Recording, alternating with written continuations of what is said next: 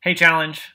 Today I want to introduce you guys to a book called Streams of Living Water that I have been reading through, and it is a book that really characterizes the spirit that I really want to cultivate in myself and want to see cultivated in others.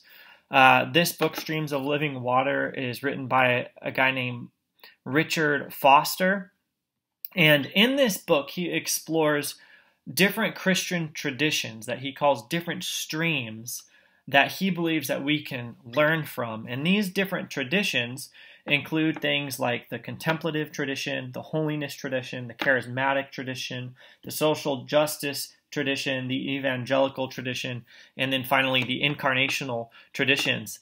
And these are Christian traditions that can oftentimes be pinned against each other because sometimes they're presented more as different camps, and you're in one camp or one tribe or the other. And a lot of times what I've found is people will maybe bash one tribe or the other, bash one stream over the other by looking at its shortcomings rather than looking at what they can really learn from it.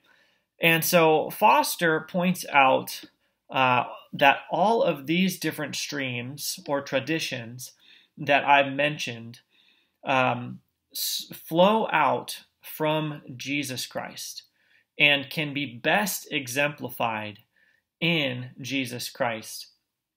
And so for us, Jesus needs to be our example.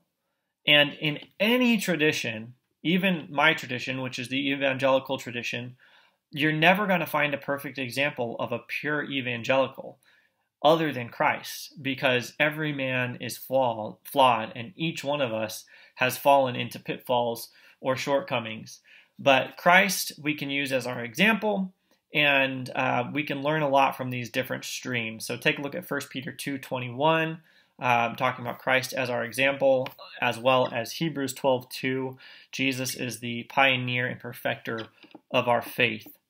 So personally for me, I really, really liked this book, really valued it, because for me over the years, I've had fellowship and friendship with Christians that come from many of these different streams.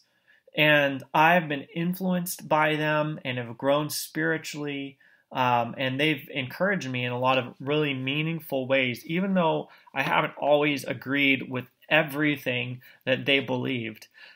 One of the things that has grieved me has been when I see Christians from one tradition really bash Christians from another tradition. And a lot of times it's simply because they're being misrepresented. Other times it's straight up slander that's going on. And it really grieves me. Surely every single one of these traditions, including the evangelical tradition, can have its pitfalls that need to be avoided. And the author of this book addresses those pitfalls. He calls them perils of these traditions. They're distortions. They're where people have gone off. They've overemphasized one thing and neglected or rejected or committed some sort of sin while trying to emphasize one thing over the other.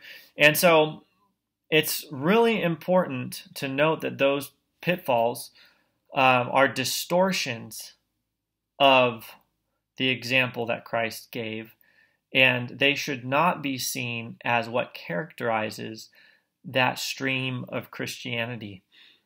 So once again, Jesus is the only perfect example of any of these traditions. He's the only perfect contemplative. He's the only perfect charismatic. He's the only perfect evangelical. And I was really thrilled to read this book and to learn from these different streams of living water. So in this video series, I want to give an analysis of 3 of the streams that stand out most to me. And I want to point to us how Jesus is our example of the pure form of that tradition. And then I want to give a brief historical example of that tradition.